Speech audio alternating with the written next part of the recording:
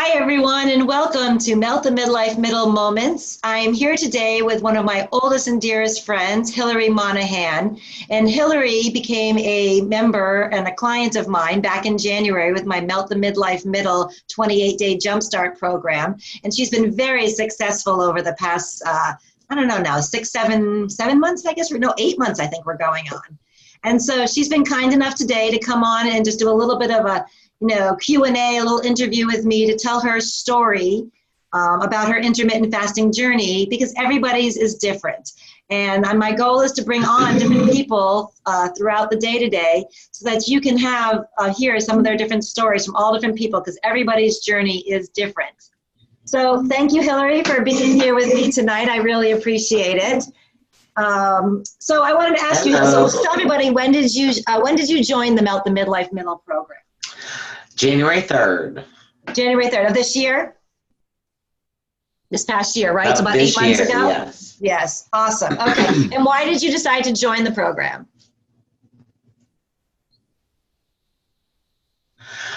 I've been wanting to lose weight forever. Jill has tried to convince me forever to do this, and I never wanted any part of it. Never in a million years thought I could do it. And my scale got up to the 1.6 something mark, and I was like, that's it. I have to do something. So that got me going. Awesome. Awesome. And I remember actually that we were having pizza, and we were out to dinner. We had our families together and we were eating pizza and we were talking about it. And you said, wait a minute, aren't you doing that diet and you're having pizza? And so I said, yeah. And you're like, oh, well, and I think that might have maybe opened up your eyes a little bit and thought maybe this is something you could possibly do, because, as we're going to talk about, you can really indulge with intermittent fasting and still be successful. So why don't you, because you are one of my superstars, so why don't you share your results so far since you've been on the program? Are you having trouble hearing me? Yeah, you broke up for a second. You said share my results? Yes, I did. Thank you. Okay. Basically, I'm looking at my notes. I have lost 36 pounds in total in just under 6 months. Wow. The first 2 months, I lost 18 pounds. Wow, fantastic. Since then, I've lost 18 more, and I've literally gone from a size, I like to say 12, but I was really 14. And now I'm literally a size 4, which I've never been in my whole entire life. So I bet you feel fantastic. I don't ever remember being this thin or, oh my God, it's not, I can't even describe the way I feel. Yeah, that's awesome. No, it is. And like you said, when you never even think that would be possible, and then in a mere 6 months to be able to do it and do it so easily, and and not for a million years. Yeah, that's amazing. So what was something in the beginning, like when you very first started, if you can just share, what was something that you thought either you could never do or you found very hard, and how do you feel about that now? In the beginning, what was weird for me was the no breakfast, because I had always been told by doctors, people, everybody that this is like the most important meal of the day and fuels your body and it gets you going. So I literally was eating 2 eggs every single morning and having my iced coffee, which I can't go without. So those 2 things were the hardest thing, and training my brain basically to be like, it's okay to not wake up and have breakfast. Like, you don't have to, when all these years it's been embedded in you to that most important meal of the day, you have to have your breakfast. So that I would say was hardest. And I'd say the first week was the hardest. I remember the phone calls. Oh yeah, once I got over because it was caffeine You know, I was going without the caffeine in the morning. I was going without food in the morning. Like my body just wasn't used to it. So I sort of compare it to, like, I wouldn't know what like drug withdrawal is, but I sort of would compare it to like that first week, or cigarettes, you know, nicotine withdrawal, like just that first hump, like the week is the hardest. And then once you get over that hurdle, it was smooth sailing from there. Not saying it was easy all the time, right? but Absolutely. the first week was brutal. Yeah, your body lets you know that you've been not treating it so well, and and it's gonna take a time adjustment. But like you said, and I think for most people, Yes. They quit before they've gotten through that 4 or 5 days of the hard part. And Yes. most of it honestly comes from people who are coffee drinkers who decided, like yourself, to stop doing the coffee. That is a drug. So it is literally like that withdrawal, the withdrawal of the sugar in the morning with the iced coffee and the cream and all of that. So it definitely causes issue. All right. So right. And I can't drink black coffee. So right. So for those of you who don't know, with intermittent fasting, you can have black coffee, but if you are a cream and sugar person, you have to wait to your feasting time. So that's why he'll always, we're going to get, we'll get to that in a minute. But that's what you break your fast. Isn't that right? You usually break your fast with the iced coffee? Yeah. Yeah, right. That's usually the way. And it's like we keep breaking up, but we're having some technical difficulties. But yes, I break my fast every day with my iced coffee. With the cream and the sugar and all the other stuff, whatever. I do almond milk. I don't do cream. I do almond milk, and I do the stevia, the real sugar. I do the stevia. So it's nice because, like, you've gone this 16 hours, and it gives you like that treat that, because you love your coffee, and it kind of gives you that, if I just hold off. And I talk about like this motto of stretch then savor. So if you just stretch that little extra time, then you can enjoy that coffee completely guilt-free. No, it's not going to be, detrimental to your, progress. And enjoy. So that's awesome. So what do you do since you don't do coffee? What do you do to help you get through the fasting hours of the day?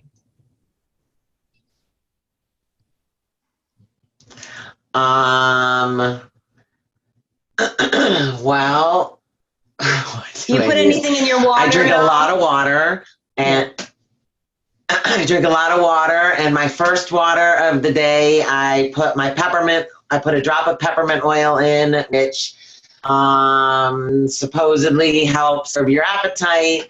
And then when on my second thing of water, I usually put citrus fresh or any kind of like either orange or lemon or tangerine oil in it to flavor it. I'm okay with plain water, but adding the drop of the oil to it makes me think, makes my brain think like that, oh, I'm having, something more than just water. Right, yeah. You and I talk about this a lot. A lot of intermittent fasting is a mind game, and so forth. And although the essential oil, especially peppermint, definitely is helping to curb those hunger thoughts, physically it really is. A lot of, like you said, the flavoring of the water, it's just ways to kind of stretch it out just a little bit longer, and games we play with ourselves for sure. So what foods during your feasting time, so during your eating window, when you are eating, what's a typical, first of all, tell me, what does a typical like schedule of yours look like? What does your intermittent fasting schedule look like? When do you feast? When do you fast? My eating window is from 2 p.m. to 10 p.m. because I'm a night owl, and I'm up until anywhere between 12 and 1:30 in the morning. And basically I start my window with my iced coffee, and depending on the day, some days iced coffee is almost like an appetite suppressant, and it will hold me over until I eat my dinner, which I usually don't eat until about 9 o'clock at night. You're like me. And I have a giant salad. I usually get the like the Dole salad mixes, the pre-mixed bags of salad, and I will literally eat the entire salad mix, and I will either have a piece of fish or a piece of chicken on top of it with avocados. I try to eat avocados every day, which I never ate avocados. Yeah, perfect. And I'll put some tomatoes in it, whatever I throw in it. And then, and in between, if the iced coffee, a lot of times the iced coffee doesn't hold me over, I will have like either guacamole and vegetables like sticks or hummus and veggies. I even have tortilla chips with salsa or hummus. Like, I'll do the carbs. Like, that. What I love about this, it's not a diet. Like, you can still eat whatever you want, and I can't give up my carbs, and I can't give up my sugar and my candy. So after my 9 o'clock dinner, and I think the reason I wait until 9 o'clock to eat my dinner is mentally, because it's all, like Jill said, it's all a mind game out of it, and you have to play with your mind. And my worst time eating all my life is at night. And I like watching the stupid shows, reality shows on TV. And I would just sit there and mindlessly eat a bag of candy, a box of cereal. Like, I wouldn't even notice, like, it was 3/4 of it gone by the time the show was over. And now between 9:30 and 10, I will still eat my candy, and I will still eat whatever I want.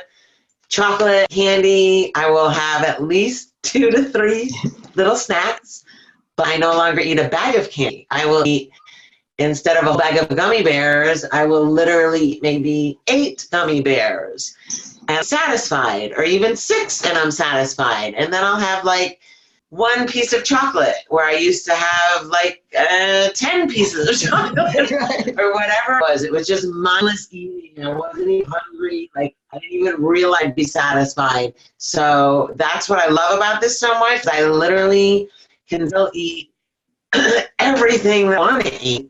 But something, the intermittent fasting, like, I don't want to eat anywhere near as much of everything as I used to. And I feel satisfied with eating way less than when I used to eat before. Yeah, and like you said, that mindless eating, I think that's something that intermittent fasting does, is it really makes you very conscious of when you're eating, why you're eating, and so forth. So like you said, you can eat anything you want as long as it's in that window, but you're starting to actually think, oh, you know what, do I really want 10 pieces of chocolate, or am I done with just a couple? And because your body becomes fat adapted, you aren't as hungry for everything because your body is burning the stored fat. So yeah, that's perfect. That's perfect. Well, so do you do any exercise at all? Exercise. And it's funny because, like you said, with the mindless eating, like, part of my fear of the fasting, when I always said, like, oh no, I can never do it, is I've always tried to cut myself off at a certain time. Like, back when I wasn't doing anything, I'd be like, oh, I'm going to stop eating at 10. Oh, I'm going to stop eating at 11. But I never would. Like, something about this whole program, it makes you want to stop. It's weird. Like, yeah, I'm a totally different person. I literally, like, say, who are you?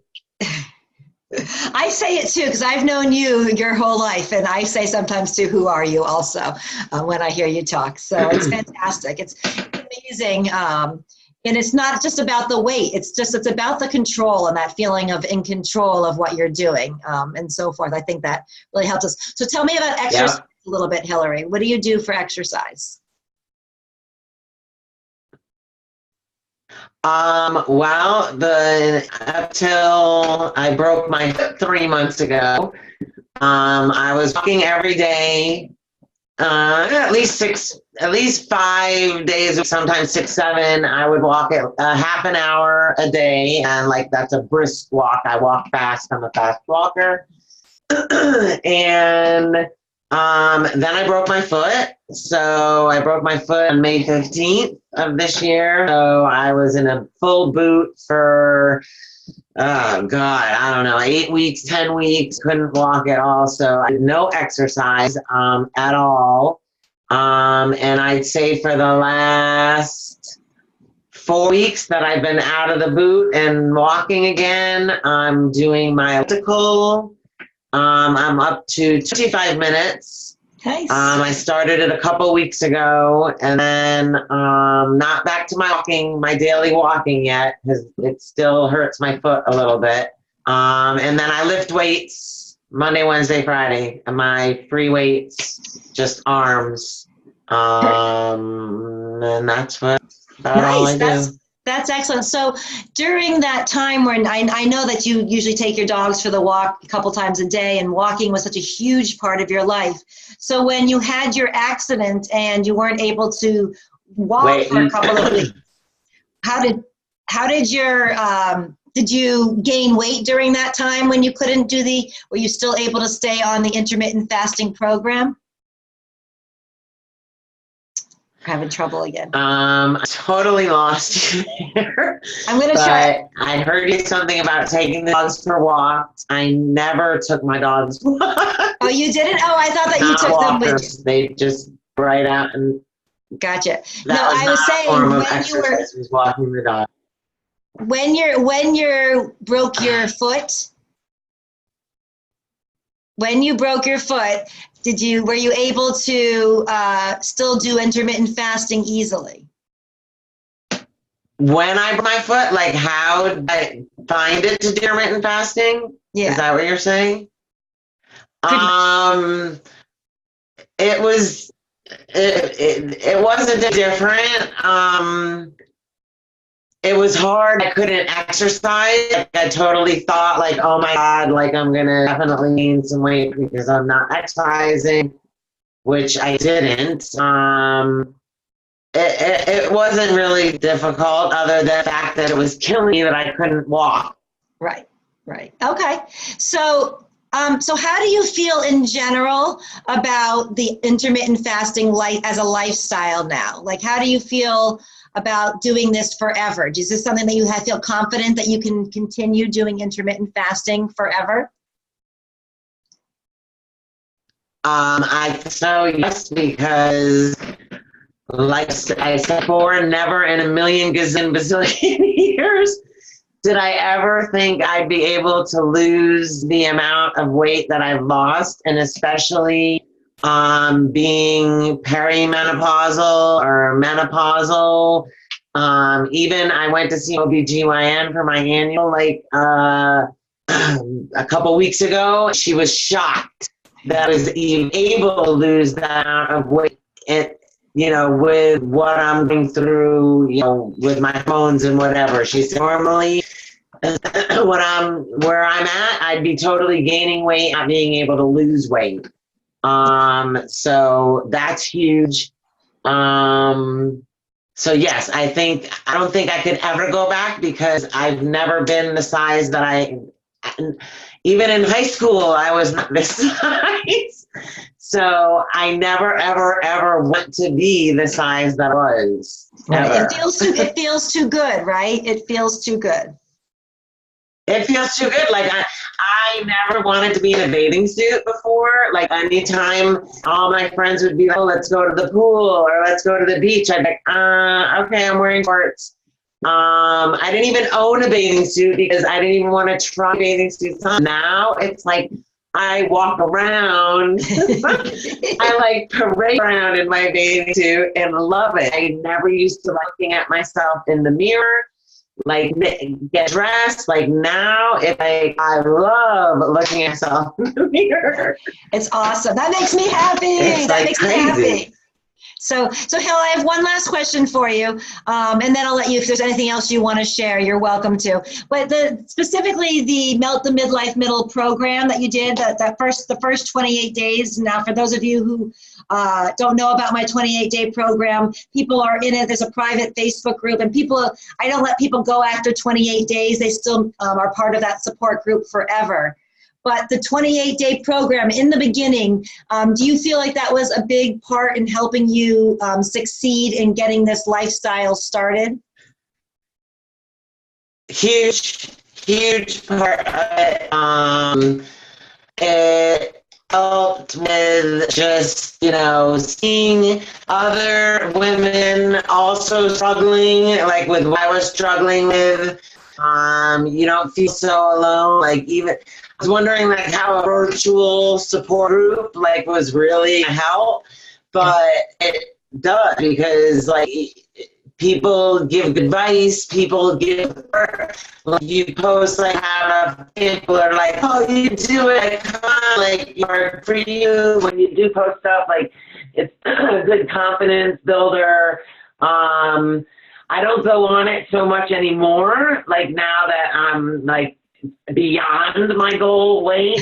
But in the beginning, for sure, it was unbelievably helpful. And Jill is unbelievably helpful and was like, it's like, seems like she's always on Facebook, because like as soon as you post something, like boom, like she'd have an answer or suggestion or advice. So just Jill even being there was like a good coach and a good support system. And and even now I'll still every once in a while go on it just to see, how other people are doing. But definitely in the beginning, it was a godsend. Awesome. All right, so I'm about to wrap this up. Is there anything else that you want to say that you haven't said about your intermittent fasting journey, or maybe, one word of advice for somebody who might be thinking about starting it? Or the other thing that I learned, that I've noticed, is like that I never really wanted to eat healthy, and now I want to eat healthy. Like I never ate salads, and I eat a giant salad every single night. Yeah. And I never used to want to make salads, like just the time to cut up all the stuff and make it. Now it's like those days are gone. Like it's so bizarre. Like the whole thing, it's just amazing. And if you've been trying to lose weight for a long time, it's also, Jill mentioned, it's helped my hormones. Like I used to use these oils every single day for hot flashes and my hormones, and like I just realized, I told Jill today, that I have not used the roll-on for like 2 months, but it was totally helping me. But now I don't even seem like I need it. So it's just beneficial in so many more like ways that I didn't even know it was going to be beneficial. And I swear by it. And let me tell you, I have never been able to lose weight, hardly ever. Yeah, well, and like I said, you are definitely one of my superstars, because you've been, again, we've known each other forever, so we have that kind of relationship. But you were by far one of my ones that were fighting me the hardest in the beginning, or like, what do you mean no coffee? Or, that first week, if we went back through our text, you'd probably see. And like now, it's like you said, like, who are you, right? You're Hilary Monaghan, version 2.0. What's that? Superstar. Exactly, superstar. So fantastic. All right, well, I'm going to end this interview here, but thank you, Hill, so much, for being an inspiration to me, to the group, and to whoever is out there listening. And I just, look forward to myself. And to yourself. And to yourself. I love that. That's awesome. All right. Well, everybody have a great night. And Hill, thank you so much for being on. I appreciate you always. Thank you. Bye, Jill. Bye.